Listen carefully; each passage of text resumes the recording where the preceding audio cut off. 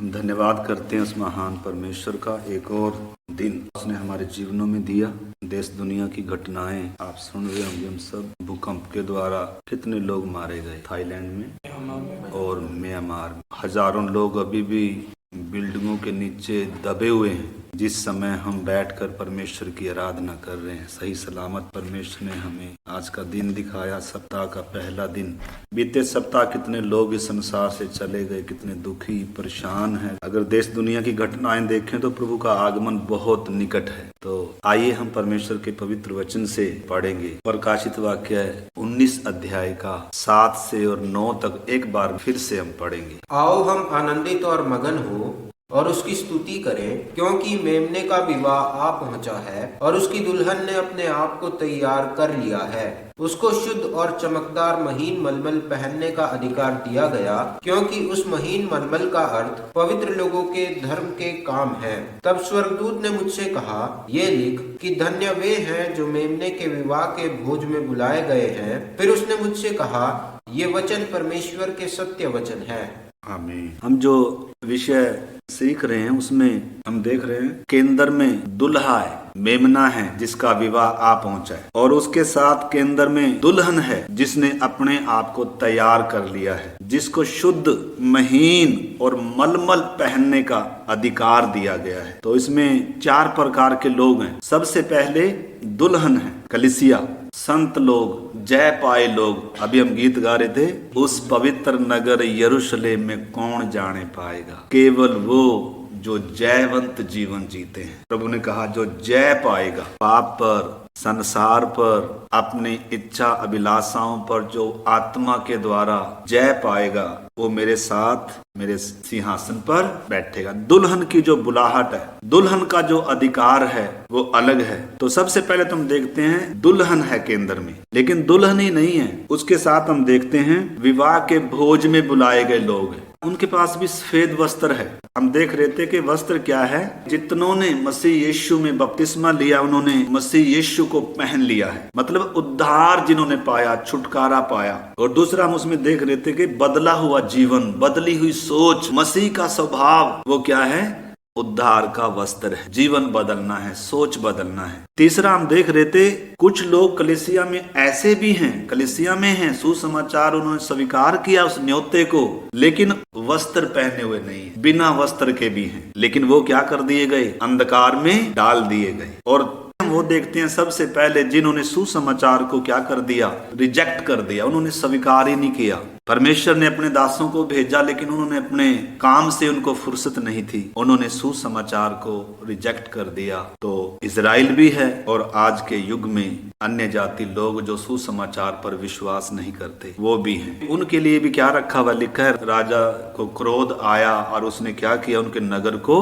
फूंक दिया। एक दिन आ रहा है, ये आकाश और ये पृथ्वी सब क्या हो जाएंगे, नाश हो। हमने कभी सोचा है, थोड़ा सा अगर हम सोचें, जैसे आज का दिन निकला, एक दिन ऐसा आएगा ये आकाश और ये पृथ्वी क्या हो जाएंगी, स्वप्न सा दिखता है। मतलब विश्वास नहीं होता इस बात पर, लेकिन जैसे आज का दिन निकला है ना, ये सत्य है, इतना ही सत्य है। एक दिन ये आकाश हट जाएगा, ये पृथ्वी भी हट जाएगी और एक नया आकाश होगा और नई पृथ्वी और नया यरूशलेम होगा। नया यरूशलेम पवित्र कलीसिया, सिद्ध कलीसिया। तो परमेश्वर ने हमें ऊंची बुलाहट से बुलाया है, परंतु बात ये है कि हम किस झुंड में होंगे। आज समय है हमने जांचने का, आज समय है धरती पर तैयारी करने का। जब दुनिया अपने काम में व्यस्त है, अपने बिजनेस में, रिश्तेदारी में, ब्याह शादियों में व्यस्त है, उनके पास समय नहीं है। लोग खा रहे हैं, पी रहे हैं, ब्याह शादी हो रही है। यीशु ने कहा जैसे नूह के दिनों में था,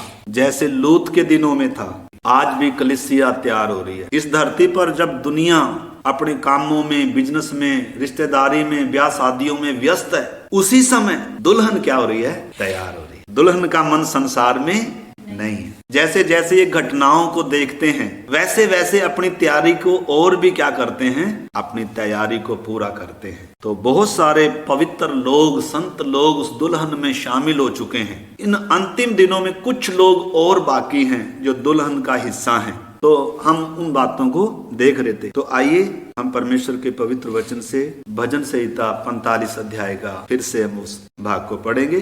और आगे चलें। 45 अध्याय 9 आयत। तेरी प्रतिष्ठित स्त्रियों में राजकुमारियां भी हैं, तेरी दाहिनी और पटरानी ओपीर के कुंदन से विभूषित खड़ी है। आमीन।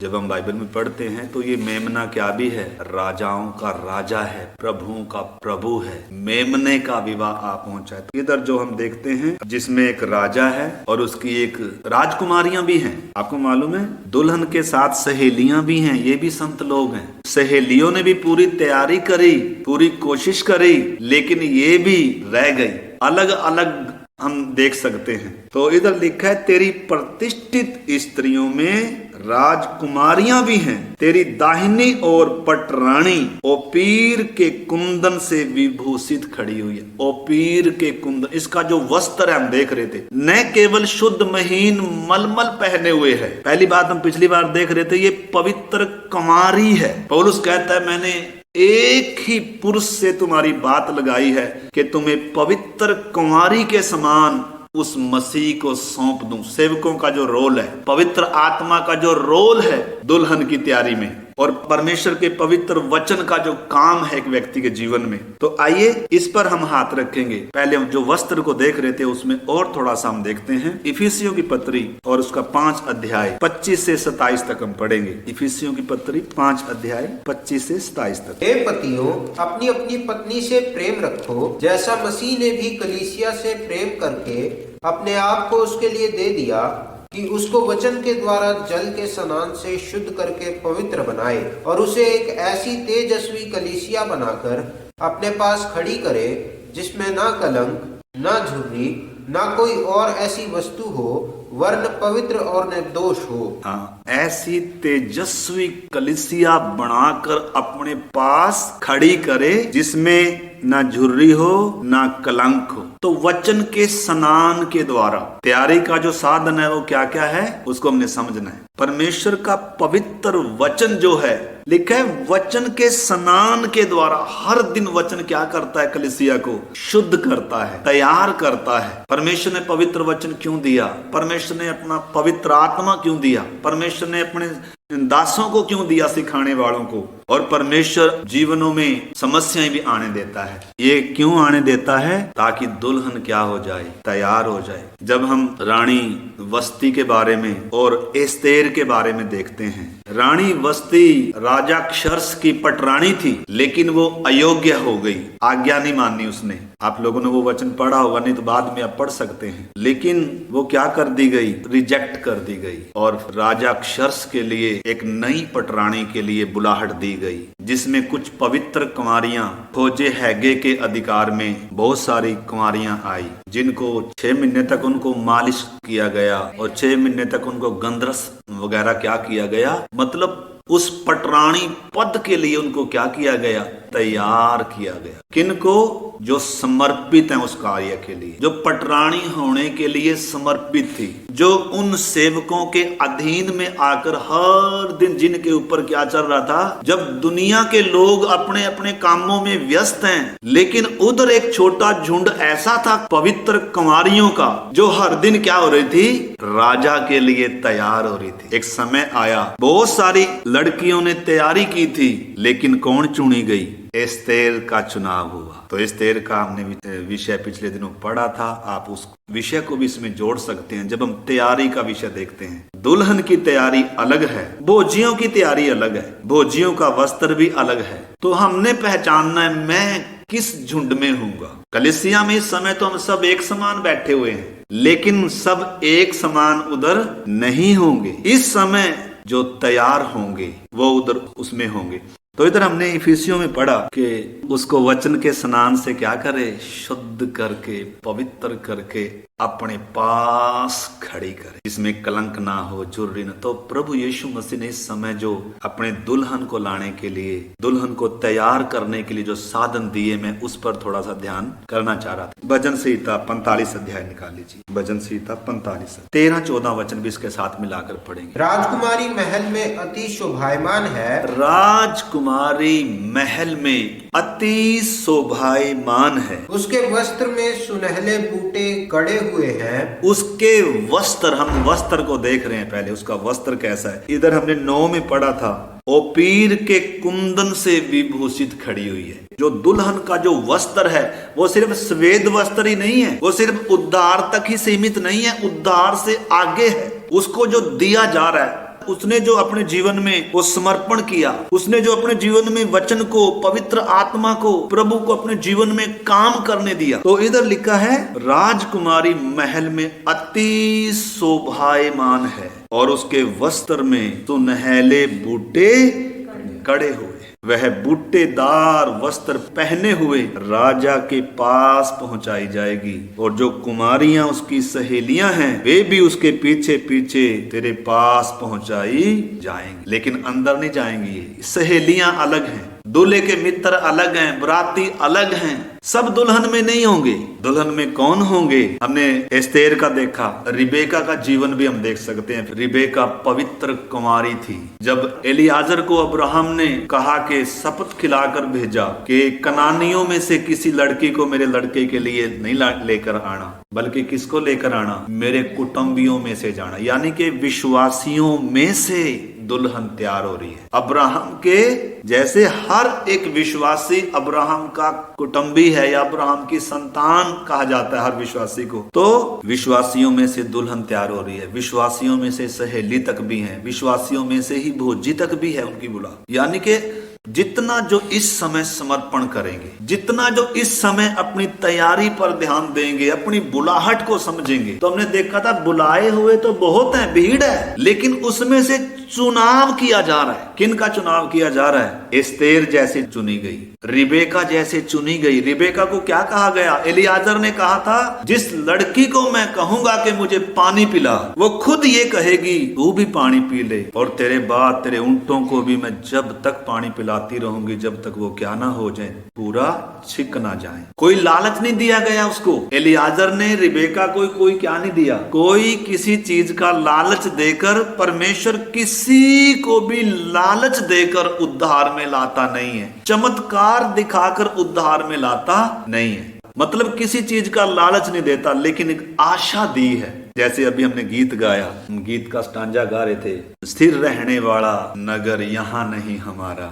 इसलिए ना रुकना यहाँ जल्दी यात्रा करें। एक मतलब यहाँ कोई स्थिर कलिसिया जो दुल्हन होती है होने वाली, जिसकी मंगनी हो जाती है, और जैसे जैसे शादी की डेट निकट आती है वैसे वैसे वो क्या होती जाती है, अपने होने वाले दूल्हे के लिए तैयार होती है। मन से, तन से, सब चीजों से अपनी तैयारी को पूरी करती है। यानी कि इस समय जो दिन है वो तैयारी के दिन है। दूल्हा आने वाला है, किसको मालूम है? दूल्हे को। बरातियों को उतना वो अपनी तैयारी पर उनको ध्यान वो किस में लगे हुए हैं? अपने खाने में, पीने में, बिजनेस में, व्यापार में लगे हुए हैं। हम किस में लगे हुए हैं? हम भी अपनी तैयारी को जांच सकते हैं मेरे प्यारे भाई बहनों।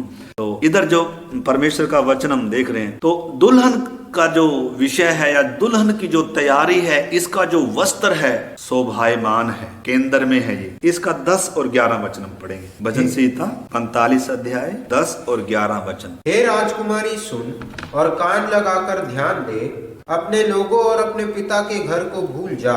एक बुलाहट है इधर, राजकुमारी की जो बुलाहट है, भोजियों के लिए नहीं है, भोजियों को अलग बुलाहट है, लेकिन राजकुमारी के लिए इधर एक बुलाहट को हम देखते हैं। कौन सी बुलाहट? हे राजकुमारी सुन और कान लगाकर ध्यान दे, अपने लोगों और अपने पिता के घर को भूल जा। तो ये पिता के घर को भूली हुई है, अपने लोगों को, संसार को भूली हुई है ये। तब राजा तेरे रूप की क्या करेगा? चाह करेगा। लिखा है और राजा तेरे रूप की चाह करेगा, मोहित होगा। आपको मालूम है आज भी जो स्त्रियां होती है ना, जिनका अपने मायके से प्रेम है, उनका कभी भी अपने पति के साथ क्या नहीं हो पाता है वो प्रेम।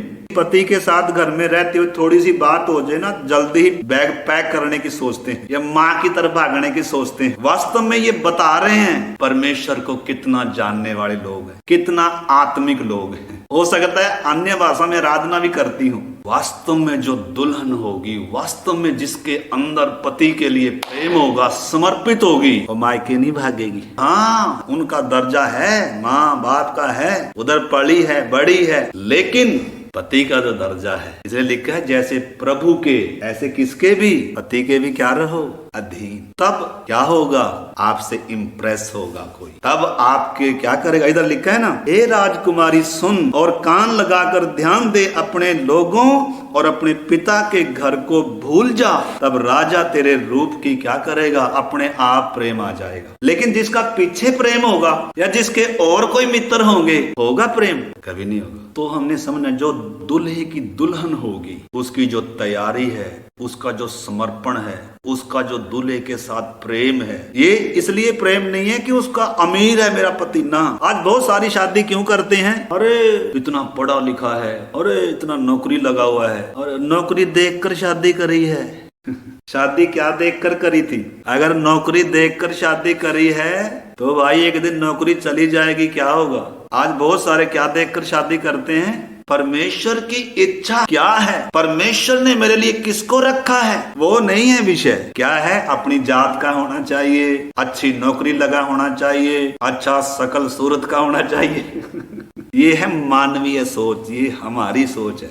अयूब की पत्नी जब अयूब के पास सब कुछ था, मजे ले रही थी, लेकिन अयूब का एक दिन सब चला गया। अयूब की पत्नी तो कह रही, तो परमेश्वर की निंदा कर और मर जाए तो मर जा, अभी भी तो अपनी खराई पे, अभी भी तो प्रभु का गुण गा रहे, अभी भी प्रार्थना कर रहे, अभी प्रार्थना का कोई माहौल है? बच्चे मरे पड़े हैं, सारे फसल बर्बाद हुई पड़ी है, तुझे प्रार्थना की पड़ी हुई है, तुझे प्रभु की पड़ी हुई है। हे मूढ़ स्त्री, यही था तेरा प्रेम? हम अपनी सकल इस वचन में देख सकते हैं। हम कहा, हम तभी प्रभु के गुण गाएंगे जब प्रभु चीजें देगा। बहुत सारे प्रभु का गुण क्यों गा रहे हैं? बहुत बड़ी भीड़ यीशु मसीह को राजा बनाने के लिए आई। क्यों राजा बना रहे? खाना खिलाया है, नौकरी लगी है। अगर नौकरी ना लगेगी फिर क्या करेंगे? हमने मतलब अपनी, देखो जो दुल्हन होगी, जिसका अपने दूल्हे के साथ, अपने होने वाले स्वामी के साथ या दूल्हे के साथ जिसका प्रेम होगा, वो चीजों को नहीं देखेगी, वो धन दौलत को नहीं देखेगी, वो उसके व्यक्तित्व से इम्प्रेस है।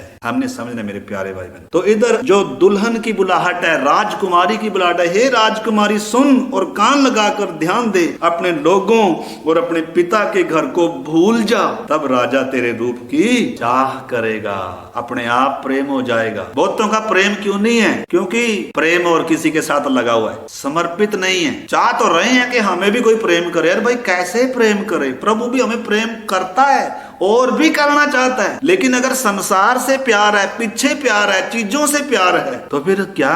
तो हमने अपनी बुलाहट को पहचानना। यीशु मसीह के ये शब्द है मेरे प्यारे भाई बहनों। देखो लूका की अंजील और 14 अध्याय 26 वचन पढ़े।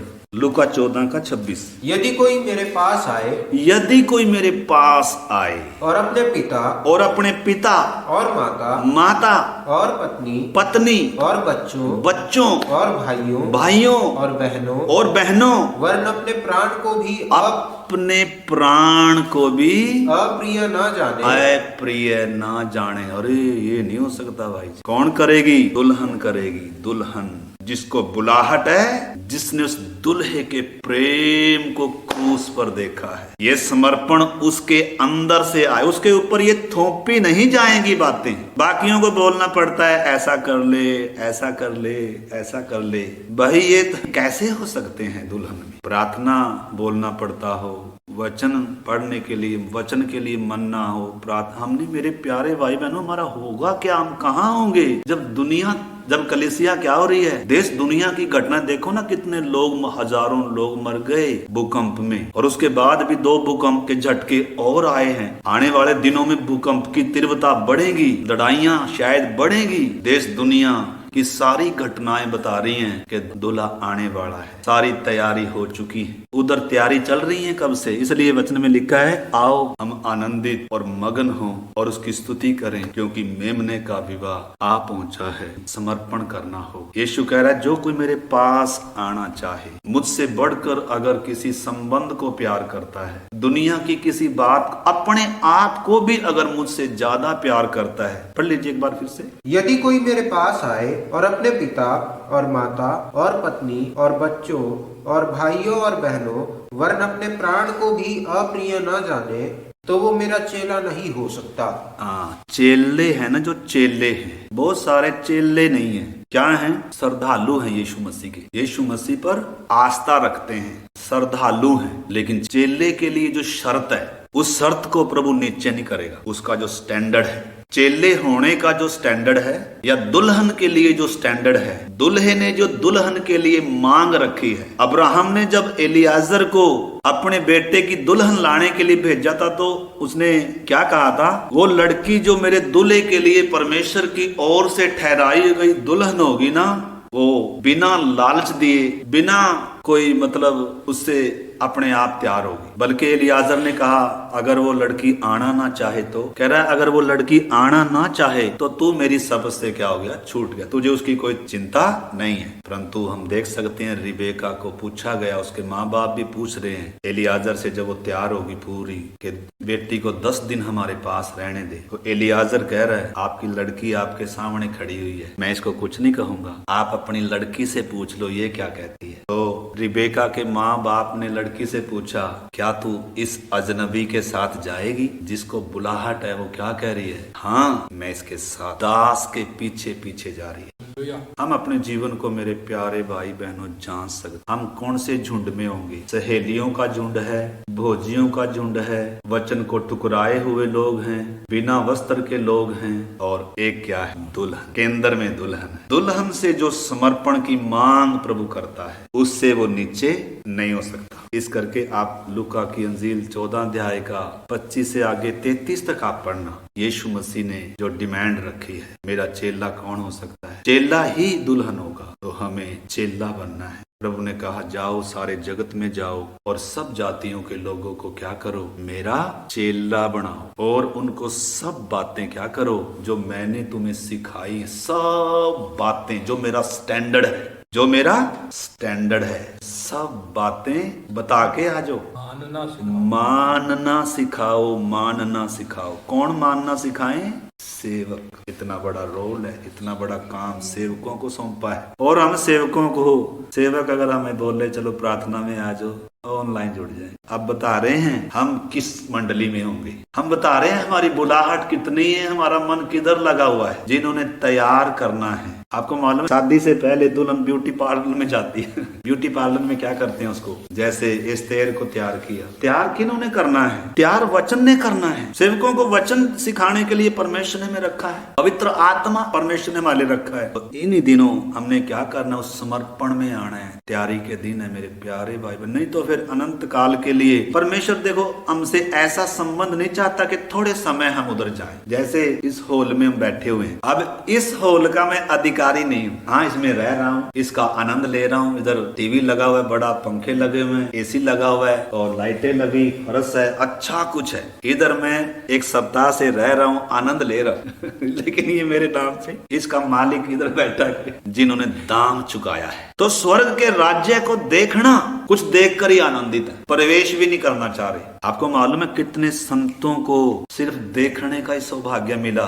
प्रभु ने भी कहा तुम्हारा पिता अब्राहम मेरे दिन देखने का इच्छुक था, और उसने देखा भी और वो आनंदित हुआ। उनको मौका नहीं मिला प्रवेश करने का। पुराने समय के संतों को तो मौका ही नहीं मिला, उस समय तो देखने का क्या था। अब्राहम को थोड़ा सा देखने का मौका मिला। स्थिर नेम वाले नगर की बाट जोता रहा, अपनी तैयारी को पूरा किया, धरती पर परदेसी और यात्री बनकर अपना जीवन व्यतीत किया, अपने बेटों अपने पोतों को भी वही मार्ग दिया, और कुछ छोड़ के नहीं गया, अपनी पीढ़ी के लिए विश्वास देकर गया। तो आइए उस वचन को भी हम पढ़ लेते हैं। इब्रानियों की पत्री 11 अध्याय 15 से हम पढ़ते हैं। इब्रानी 11 का 15। और जिस देश से वो निकल आए थे, यदि उसकी शुद्धि करते तो उन्हें लौट जाने का अवसर था, पर वे एक उत्तम अर्थात स्वर्गीय देश के अभिलाषी हैं, इसीलिए परमेश्वर उनका परमेश्वर कहलाने में उनसे नहीं लज जाता। आमीन। पुराने समय के संतों के लिए परमेश्वर क्या कह रहा है, मैं अब्राहम का परमेश्वर हूँ, मैं इसहाक का परमेश्वर हूँ, मैं याकूब का परमेश्वर। क्यों? इस धरती पर कैसे जीवन व्यतीत किया, परदेसी के समान जीवन व्यतीत किया। भले ही परमेश्वर ने उनको बहुतायत से दिया होगा, लेकिन उस पर उनका मन नहीं था। तो इधर लिखा है 13 से पढ़ लीजिए। ये सब विश्वास ही की दशा में मरे, और उन्होंने प्रतिज्ञा की हुई वस्तुएं नहीं पाई। उन्होंने प्रतिज्ञा की हुई वस्तुएं नहीं पाई, उनको तो मौका ही नहीं मिला। पुत्र की प्रतिज्ञा थी, पवित्र आत्मा की प्रतिज्ञा थी, मसीहा की प्रतिज्ञा थी, उनको तो वो प्रतिज्ञा का वारिस होने का मौका, उन्होंने तो दूर से सिर्फ देखा। आगे ये सब विश्वास ही की दशा में मरे और उन्होंने प्रतिज्ञा की हुई वस्तुएं नहीं पाई, पर उन्हें दूर से देखकर आनंदित हुए और मान लिया कि हम पृथ्वी पर परदेशी और बाहरी हैं। मान लिया कि हम पृथ्वी पर परदेशी और बाहरी हैं। जो ऐसी बातें कहते हैं, जो ऐसी बातें कहते हैं, जिनकी ऐसी मानसिकता है, वे प्रकट करते हैं कि स्वदेश की खोज में हैं। वे प्रकट करते हैं कि वे स्वदेश की खोज में, ये संसार हमारा नहीं है। हमें तो अगर प्रभु ज्यादा सा दे दे इधर, तो हम तो सोचेंगे अरे किसने देखा प्रभु, थोड़ी देर रुक कर आना, थोड़ी देर प्रभु, खाने पीने के दिन है प्रभु, सोने के दिन है, सोते ही रह जाएंगे। सोने के दिन नहीं है। अगर हम जरूरत से ज्यादा सो रहे हैं तो आंख बंद पड़ी हुई है। प्रार्थना के दिन है, उपवास के दिन है, तैयारी के दिन है, यीशु के लिए दुख उठाने के दिन है, निंदा उठाने के दिन है, अपनी तैयारी के दिन है, उसकी सेवा करने के दिन है, आत्माओं को जीतने के दिन है, आत्माओं के लिए आंसू बहाने के दिन है। कब तक नौकरी करते रहेंगे? नौकरी करना गुनाह नहीं है, नौकरी करते हुए भी हम तैयारी कर सकते हैं।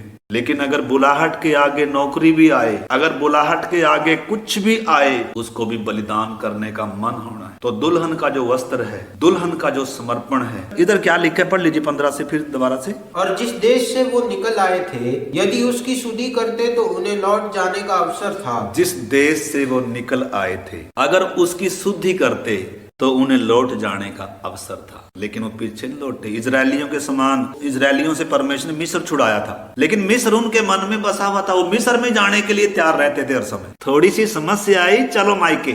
मायका बसा हुआ है मन में, भाई प्यार कैसे होगा?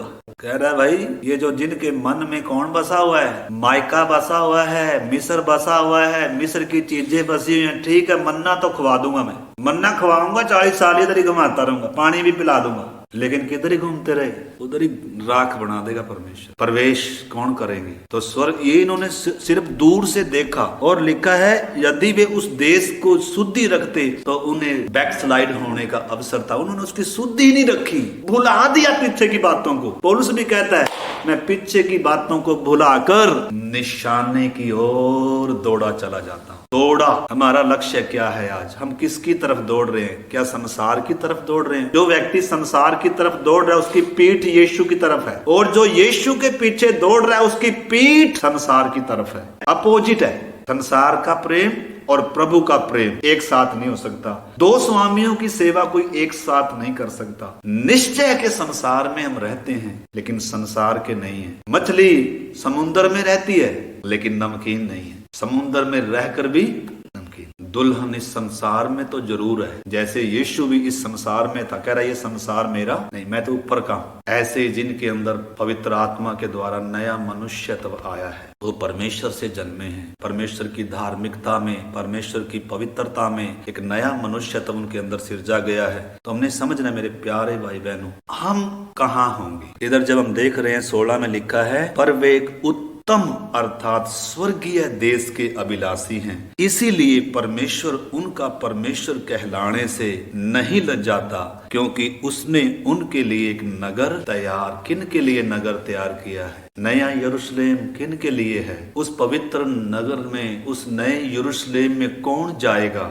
हम सब एक बार फिर से आज अपनी तैयारी को देखें, अपने समर्पण को देखें, अपनी बुलाहट को देखें। मेरे प्यारे भाई बहन, दुनिया के लिए खाने पीने के दिन है, सोने के दिन है, मौज मस्ती करने के दिन है, ब्याह शादियां पार्टियां करने के दिन है, लेकिन जो स्वर्ग में जाने वाले हैं उनके उपवास के दिन है, उनके प्रार्थना के दिन है, उनके तैयारी के दिन है, उनके सेवा के दिन है, उनके गवाह होने के दिन है। मैं और आप क्या कर रहे हैं? हमने अपने विश्वास को जांचना है, अपने समर्पण को जांचना है, अपनी तैयारी को हम जांचें। अगर वस्त्र अभी तक नहीं पहना, वस्त्र पहने। अगर वस्त्र कहीं मैला हो गया, लिखा ना, धन्य हैं जो अपने वस्त्र को शुद्ध कर लेते हैं। वो आखिरी वचन पढ़ेंगे और फिर हम प्रार्थना करते हैं। प्रकाशित वाक्य 16 अध्याय का 15 वचन। प्रकाशित वाक्य 16 का 15। देख, मैं चोर के समान आता हूँ। धन्य वो है जो जागता रहता है और अपने वस्त्र की चौकसी करता है कि नंगा ना फिरे। धन्य वे हैं जो अपने वस्त्र की क्या करते हैं, चौकसी कर। तो हम देख रहे हैं, एक तो स्वर्ग के राज्य को देखना है। पुराने समय के संतों को सिर्फ अंदर आने का मौका नहीं, उनको वो नए यरूशलेम में कभी प्रवेश नहीं करेंगे, उसके अधिकारी होना तो दूर की बात है। उन्होंने सिर्फ दूर से देखा और उसमें आनंदित हो गए। लेकिन आज नए नियम में निकोदेमुस को प्रभु यीशु ने कहा, मैं तुम्हें सच सच कहता हूँ, जब तक एक व्यक्ति नए सिरे से ना जन्मे वो स्वर्ग के राज्य को देख नहीं सकता। तो एक पहलू है स्वर्ग के राज्य को देखना। बहुतों की प्रभु ने आंखें खोल दी, समझ खोल दी, बुद्धि खोल दी, क्योंकि शैतान ने आंखों को, बुद्धि को अंधा करके रखा हुआ था। उनको मालूम हो गया परमेश्वर का राज्य है, लेकिन इतने में ही संतुष्ट है। सच्चाई मालूम चल गई, आंखें खुल गई, बुद्धि खुल गई, सब मालूम चल गया, यीशु ही मार्ग है, यीशु ही सत्य है, मालूम चल गया। लेकिन फिर भी उसमें प्रवेश करने के लिए तैयार नहीं, देख कर ही संतुष्ट है। भाई पुराने समय के संतों को था ये मौका, वो प्रवेश नहीं कर सकते थे, वो अधिकारी नहीं हो सकते थे, वो उस दुल्हन में कभी भी भागी नहीं हो सकते थे, क्योंकि यीशु मसीह है नींव का पत्थर। क्रूस के इस साइड कलीसिया का निर्माण हुआ है। लेकिन आज अगर हम सिर्फ इतना ही देख कर ही संतुष्ट हैं, या जिन्होंने बपतिस्मा ले लिया, स्वर्ग के राज्य में प्रवेश कर लिया, क्या भोजी तक ही सीमित रहेंगे? परमेश्वर चाहता है जो जय पाएंगे दुल्हन के लिए। दुल्हन है केंद्र। तो इस करके आइए हम सब अपनी अपने तैयारी को, अपने अपने समर्पण को, अपने अपने आत्मिक जीवन को जांचें। दुल्हन समर्पित है। रोमियो की पत्री 12 का 1-2 दुल्हन का जो समर्पण है। इसलिए हे भाइयों, मैं तुमसे परमेश्वर की दया स्मरण दिलाकर विनती करता हूँ कि अपने शरीरों को जीवित और पवित्र और परमेश्वर को भावता हुआ बलिदान करके चढ़ाओ, यही तुम्हारी आत्मिक सेवा है। इस संसार के सदृश ना बनो, परंतु तुम्हारे मन के नए हो जाने से तुम्हारा चाल चलन भी बदलता जाए, जिससे तुम परमेश्वर की भली और भावती और सिद्ध इच्छा अनुभव से मालूम करते जाओ। आमीन। तो ये वचन सुनकर हम अनसुना भी कर सकते हैं, लेकिन वचन स्पष्ट कहता है, ऐसे बड़े उद्धार से, इतनी ऊंची बुलाहट से निश्चिंत रहकर हम कैसे बच सकते हैं? मेरे प्यारे भाई, आइए आंख बंद करें, इन वचनों को फिर से मनन कर। आज हमने देखा कई झुंड देखते हैं, सहेलियों का झुंड है, भोजियों का झुंड है, इनकार किए हुओं का झुंड है, एक बिना वस्त्र के लोगों का भी झुंड है, एक कलीसिया दुल्हन में भी एक झुंड। आइए हम अपने जीवन को जांचें मेरे प्यारे भाई, प्रभु के सामने पश्चाताप करें, अपने उन मार्गों को छोड़ें, अपनी तैयारी को पूरा करें, समर्पण करें, सेवकों के संपर्क में रहें, सेवकों को कहें हमें वचन सिखाओ, हमें प्रभु के लिए तैयार करो। पवित्र आत्मा को कहें, पवित्र आत्मा मुझे मेरे मसीह के लिए, मेरे दूल्हे, मेरे प्रभु के लिए तैयार करो। वचन को काम करने दें अपने हृदयों में, देह को प्रभु को समर्पण करें। आइए जो जो चीजें प्रभु से बढ़कर हमारे जीवन में हमने बना के रखी हुई हैं, जिन जिन चीजों को हम प्रभु से बढ़कर समझकर बैठे हुए हैं, एक दिन हमें रोना पड़ेगा,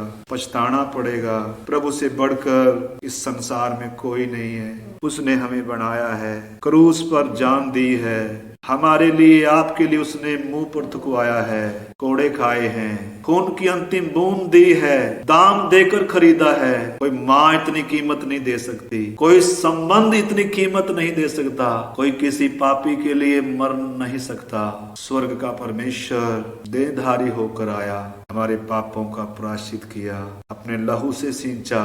आइए हम क्रूस को याद करें, आइए उस यीशु को प्रेम करें, आधे अधूरे मन से नहीं, आइए पूरे मन से प्रभु को प्रेम करें। प्रभु के वचन में लिखा है, अगर उसके साथ दुख उठाएंगे तो उसके साथ राज्य भी करेंगे। अभी दुख उठाने का समय है, अभी ऐश करने का समय नहीं है। संसार के लोग इस समय ऐश कर रहे हैं, एक विश्वासी इस समय दुख उठा रहा है प्रभु के लिए, विश्वास के लिए, वचन के लिए, संगति के लिए, अपनी गवाही के लिए। मैं और आप क्या कर रहे हैं? क्या हम सो रहे हैं? क्या हम खा पी कर जीवन व्यतीत कर रहे हैं? क्या हम शारीरिक संबंधों में आनंद ढूंढ रहे हैं? आइए मेरे प्यारे भाई बहन, हम अपनी तैयारी को, अपने समर्पण को, अपने काम को जांचें। दुल्हन यीशु की सेवक है, कलीसिया मसीह की सेवक है, कलीसिया पूरी मसीह की गवाह है, कलीसिया मसीह की देह है, कलीसिया पवित्र कुंवारी है। मैं कौन से झुंड में हूँ? आइए हम अपने विश्वास को जांचें, अपने समर्पण को जांचें। प्रभु के साथ मेरा प्रेम कितना है?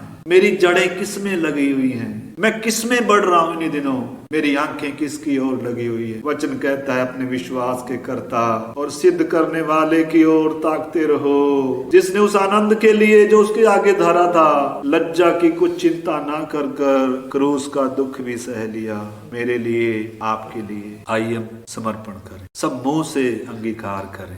प्रभु मेरी गलतियों को क्षमा कर, मेरे पापों को क्षमा कर, मैंने प्रभु अनदेखा किया तेरे वचनों को, प्रार्थना करें। हालेलुया। आइए हम विचार करें। हमारे स्वर्गीय पिता, आपके जीवित और पवित्र वचनों के लिए धन्यवाद करते हैं खुदावंद। आपने हमें हर एक से प्रभु अपने वचनों के द्वारा बात करी। विनती करते हैं प्रभु, कोई भी इस वचन को सुनकर अनसुना ना करे खुदावंद, बल्कि इन वचनों को अपने हृदय में रखते हुए इन पर और भी मनन करें, और प्रभु अपने आप को हम बनने के लिए दे दे प्रभु जी। वो आपकी आमद के लिए हम तैयार हो सके प्रभु जी।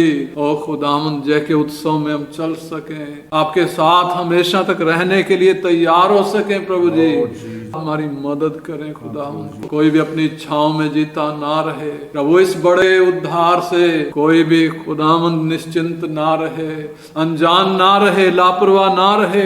ऐसी कृपा बख्शें प्रभु जी। हर एक से आप बात करें प्रभु, ये वचन एक एक के हृदयों में खटखटाता रहे प्रभु जी, और हर एक को आपकी ओर मोड़ने पाए, सच्चे समर्पण में लाने पाए खुदावंद। आपके हाथ में सौंपते पिताजी। ओ खुदावंद, विनती करते हर एक जन आपकी आमद के लिए तैयार हो सके प्रभु। आपका आना निकट है प्रभु जी। ओ प्रभु, विनती करते हैं एक एक जीवन में आप काम करें प्रभु जी, मदद करें। आपके हाथ में सौंपते पिताजी, हमारे उद्धार करता और प्रभु यीशु मसीह के पवित्र नाम में मांगते हैं, आमीन।